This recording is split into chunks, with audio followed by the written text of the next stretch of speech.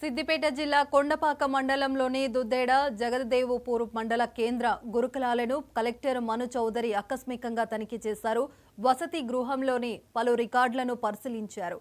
విద్యార్థుల వసతులు, విద్యాభ్యాసాల గురించి ఉపాధ్యాయులను అడిగి తెలుసుకున్నారు.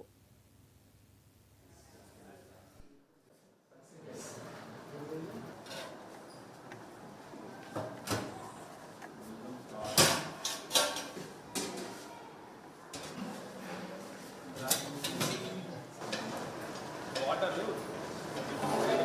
కొంచెం సేపు పలుకుంది, కొంచెం మెత్తగా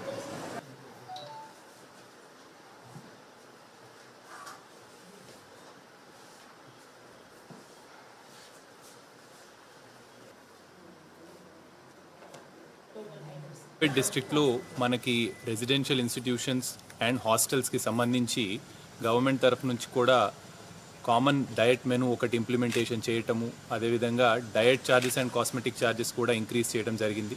దీంట్లో భాగంగానే మనకి అన్ని రెసిడెన్షియల్ ఇన్స్టిట్యూషన్స్ అండ్ హాస్టల్స్లో కూడా మనకి కావాల్సిన ఎసెన్షియల్ ఐటమ్స్ సప్లైస్ ఏవైతే ఉన్నాయో, వెజిటేబుల్స్ కావచ్చు, ఇవన్నీ కూడా ప్రాపర్గా మెయింటైన్ చేయటము, ఎప్పటికప్పటి వచ్చినాయి మన ఫస్ట్ ఇన్ ఫస్ట్ అవుట్ మెథడ్లో ఎక్స్పైర్ కాకముందే వాటిని వాడుకోవటము, ఏమైనా మనకి రైస్కి సంబంధించి కావచ్చు, క్వాలిటీ పరంగా ఏమైనా ఇష్యూస్ ఉంటే ఇమ్మీడియట్గా సివిల్ సప్లైస్ డిపార్ట్మెంట్ నుంచి కూడా దాన్ని రిప్లేస్ చేయడం జరుగుతుంది. అదేవిధంగా మనకి పిల్లలకి కావాల్సిన బేసిక్ ఫెసిలిటీస్ కావచ్చు, అమ్యూనిటీస్ కావచ్చు, వీటికి సంబంధించి రిక్వైర్మెంట్స్ ఏమన్నా ఉన్నా, షార్ట్ ఫాల్స్ ఏమన్నా ఉన్నా కూడా వాటిని డెఫినెట్గా కేటర్ చేస్తూ అక్కడ ఫుల్ఫిల్ చేయడం జరుగుతుంది.